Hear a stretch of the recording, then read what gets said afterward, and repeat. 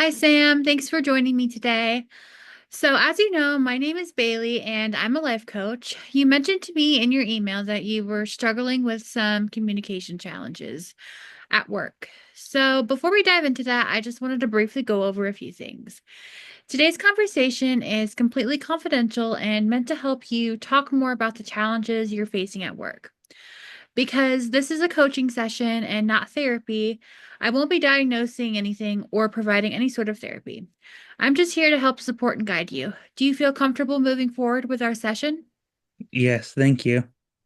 Great, thank you. So, today we're going to explore some of the communication challenges that you've been facing at work. From what you've shared so far, it sounds like you're feeling overlooked during team meetings. Can you tell me more about that and just more about your job in general?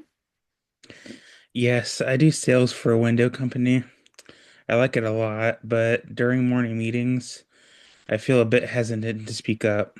I'm a bit younger than a lot of my coworkers, and sometimes I'm afraid they're going to make fun of my thoughts or ideas, or even just dismiss me completely. I'm more than qualified to be there, but I do feel out of place most of the time. It's really hard. I think I just don't know how to communicate or something. Thank you for sharing that, Sam. That actually does make a lot of sense. It is pretty normal to feel a bit unsure in these types of situations, but there are ways to grow in your confidence and communication at work. You can even use these tools in your personal life. Before our session today, I had you take the VIA character strengths test and send the results over to me. I wanted to tell you a little bit more about that assessment and how those results can be beneficial to you in your professional life. Is that okay?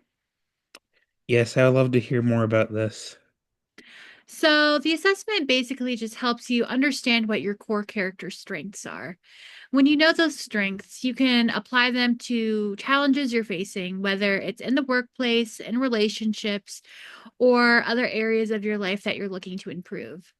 I have your results in front of me, and your top five strengths are kindness, perseverance, humility, gratitude, and fairness. Have you noticed if any of these strengths have shown up in your work life? Definitely fairness. It's funny, I love to make sure my coworkers' ideas are all equally heard, but for some reason, I don't give myself the same fairness. Maybe it's my humility showing. I don't really know. I can also see how kindness might show up in my work as well. That's really insightful. Even though humility is one of your strengths, sometimes humility can also be a trait that can hold you back from your full potential, like speaking up and interacting more with your coworkers. I want to run through some questions with you about communication to kind of get to the bottom of your communication issues and how we can use your strengths to build your confidence in communicating. So, some of these are scaling questions, with one being no confidence at all and 10 feeling completely confident and heard. So, to start off, on a scale of 1 to 10, how confident do you feel communicating with me today?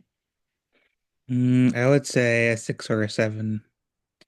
Okay, what about during your morning meetings at work? Hmm, Probably a 2, maybe a 3 on a good day. Okay, do you ever have meetings with your boss throughout the day or something just one-on-one, or do you have one-on-one with clients perhaps? Yes, once a week, I usually have a sit down with my boss to go over sales, and I'm usually talking to my clients one on one a few times a day. Okay, tell me about this. What about communicating with just your boss or just one singular client? What would you rate your confidence on a scale of 1 to 10 in those scenarios? I would say 5 to 6 communicating with my boss, and a 7 to 8 communicating with my clients.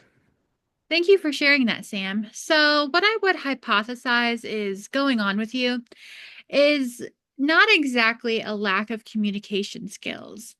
I think that you have the skill to talk to clients and your boss in one-on-one settings, but maybe you're feeling a bit of a lack of confidence communicating during group settings. Does that sound right? Actually, that does sound right. I do enjoy talking with my clients, and even though the meetings with my boss are sometimes a bit nerve-wracking, I'm still able to talk to him and throw ideas on how to get sales up. Where do I go from here? Let's do some brainstorming. So, because kindness is your top strength, let's figure out how we can use that to your advantage. Tell me if I'm off base here, but you show kindness to your coworkers by hearing them out and letting them spitball ideas during your morning meetings, right? Yes, definitely. What are some of the ways you can show yourself that same kindness, even if it does take a little bit of practice? Maybe allowing myself to speak up more, even if I feel the fear of rejection. Great answer, Sam. I love that. What if we try setting a small goal for speaking up this week? What could you do to try and push yourself to talk at a morning meeting? Usually the boss asks everyone how their evening was. Even though it's not speaking up about sales ideas, maybe it's a slow step in the right direction. What do you think? I love that idea. Let's say you do that 3 times next week. Do you think that might help you feel more comfortable with contributing to brainstorming ideas the following week? Yes, maybe I could try that. I'm so proud of you. You really put in the work today. Your answers have been really insightful, and I'm so excited for you to start this new journey of speaking up. Your ideas and thoughts do deserve to be heard. What's one thing you're taking away from today's session? I need to utilize my strengths more. I can show the same kindness and fairness to myself that I give to others, and my ideas are important and should be heard. I'm nervous, but this session has really shown me a lot and has given me the strength I need to learn confidence in group settings. Is it normal to be nervous to take on something new?